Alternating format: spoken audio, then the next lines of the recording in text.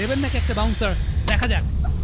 ইয়াস দিয়েছেন, অ্যাটাকিং অপশনে গেছেন এবং উইকেট টেকিং চান্সটা। ক্যাপ্টেন্সি 100%, সাথে নাহিদ জানাকে বলবো দারুণ, ক্যাপ্টেনকে দারুণভাবে রেসপন্ড করেছেন। বিপিএলে বাংলা ধারাভাষ্য দেশের একমাত্র ফ্র্যাঞ্চাইজি টুর্নামেন্টে এর আগেও একবার টিভিতে বাংলা ধারাভাষ্য হয়েছিল, তবে সেটা মাত্র একদিনের জন্য। কিন্তু চলমান আসরে পুরো বিপিএল জুড়েই দর্শকরা শুনতে পাবেন বাংলা ধারাভাষ্য, যাতে নতুন সংযোজন সরাসরি বাংলা ধারাভাষ্যের ইউটিউব পডকাস্ট। বিসিবি ও টি স্পোর্টসের যৌথ উদ্যোগে শুরুর গল্পটা কেমন ছিল?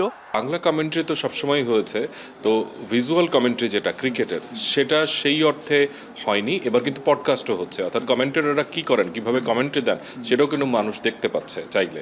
এবং নিচে হয়তো স্কোর লাইন যাচ্ছে, যে স্কোরটা দেখা এবং কমেন্টেটরদের দেখতে পাচ্ছেন যে কমেন্টেটর কিভাবে কথা বলছেন, কিভাবে চেঞ্জ হচ্ছে। সুতরাং মানুষ আরও বেশি টেকনিক্যালি ইউজ টু হয়ে যাচ্ছেন যে কমেন্ট্রিটা কিভাবে হয়। বাংলা ধারাভাষ্যের এই প্যানেলে যুক্ত আছেন জাতীয় ক্রিকেট দলের সাবেক ক্যাপ্টেন হাবিবুল বাশার সুমন। বিসিবির গুরুত্বপূর্ণ দায়িত্বে থাকা দুই মাঠের ক্রীড়াবিদ ধারাভাষ্য কক্ষের অভিজ্ঞতা প্রকাশ করেছেন স্বতঃস্ফূর্তভাবে।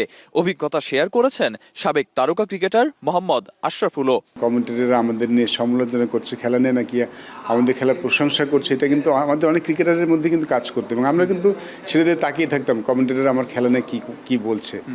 যখন কমেন্ট্রি করছি সেই স্মৃতিগুলো মনে পড়ে যে আমি যখন খেলতাম তখন বসে থাকতাম, চিন্তা করতাম কমেন্টেটররা আমাকে নিয়ে কী কমেন্ট করছেন।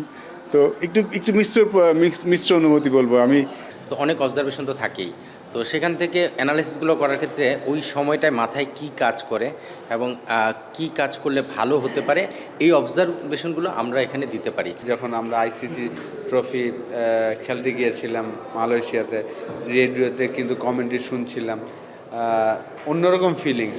এই বিপিএল থেকে তারা শুরু করেছেন যে বাংলা কমেন্ট্রিও করছেন, হাবিবুল বাশার সুমন ভাই এবং হান্নান সরকার ভাই, এই দুইজন শুরু করেছেন স্পেশাল গেস্ট হিসাবে এবং বাকি সবাই আছেন।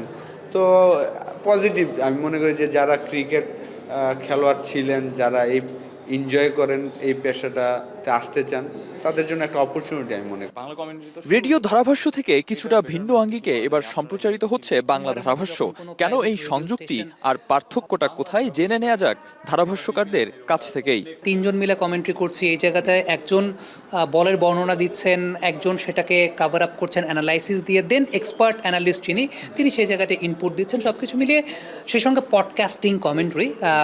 আরও একটা প্রতিষ্ঠান আমাদের এই কমেন্ট্রি বক্সের এনভায়রনমেন্টটাকে আলাদা করে লাইভ করছে, সেই সঙ্গে অ্যাপে তো খেলা দেখা যাচ্ছে। যখন ফর্মার ক্রিকেটাররা একটা কিছু বলছেন বা একটা বিষয়কে এক্সপ্লেইন করছেন, তার চাইতে ভালো কোনো বিশ্লেষণ তো হতে পারে না। সুতরাং আমি ধারাভাষ্যকার হিসেবে আমার কাজটা করে মজা পাচ্ছি এবং আমার সঙ্গে যারা কাজ করছেন তাদের সান্নিধ্য পেয়ে আরও বেশি আমার ভালো লাগছে। মাতৃভাষায় দেশের সর্বোচ্চ ক্রিকেট সম্প্রচার শুধু ইউটিউব পডকাস্ট কিংবা অ্যাপেই সীমাবদ্ধ থাকবে এমনটা নয়। বিপিএল এর পরবর্তী আসরের পাশাপাশি অন্যান্য জাতীয় ও আন্তর্জাতিক টুর্নামেন্টে বাংলা ধারাভাষ্যের মাধ্যমে সম্প্রচারের পরিকল্পনাও ইতিমধ্যে শুরু হয়েছে। খেলা চলছে, তার সঙ্গে বাংলা কমেন্ট্রিটা আসলে মানুষ শুনে অভ্যস্ত না। সেই জায়গাটায় মানুষ যেহেতু ফিডব্যাকটা ভালো দিচ্ছে বা রেসপন্সটা ভালো পাওয়া যাচ্ছে, আমরা যারা এটাতে অবজার্ভ করছেন, প্রডিউসাররা বা যারা এটাকে ফলো করছেন, তাদের ফিডব্যাকগুলো আমরা পেলে অবশ্যই সেই জায়গাগুলো উন্নতি করার একটা জায়গা তো আমরা খুঁজে পাবোই। মুখের ভাষা প্রাণের ভাষা বাংলায় আরও বেশি সংখ্যক মানুষের কাছে পৌঁছবে ক্রিকেট, সেটাই প্রত্যাশা সবার। সেই সঙ্গে ধারাভাষ্য প্যানেলে যারা আছেন, বাংলা ধারাভাষ্যের ভবিষ্যৎ ও সম্ভাবনা নিয়ে তারা কি ভাবছেন?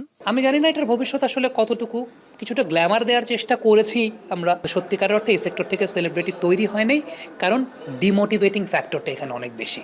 তো আশা করছি আগামী দিনগুলোতে সেই জায়গাটা ভালো হবে।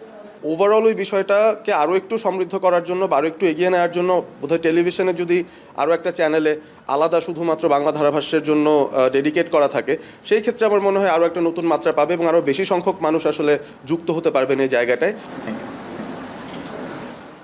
আমি বাংলায় কথা কই, আমি বাংলায় কথা কই, আমি বাংলায় ভাসি, বাংলায় হাসি, বাংলায় জেগে রই, আমি বাংলায় মাতি উল্লাসে, করি বাংলায় চিৎকার। বিপিএল এর মতো বিশ্ব দরবারে বাংলাদেশকে তুলে ধরা যায় এমন সকল স্থানে, সকল ক্ষেত্রে বাংলাই হোক শক্তি, বাংলাই হোক অঙ্গীকার। আরিফুল ইসলাম সাহাব, এখন সিলেট।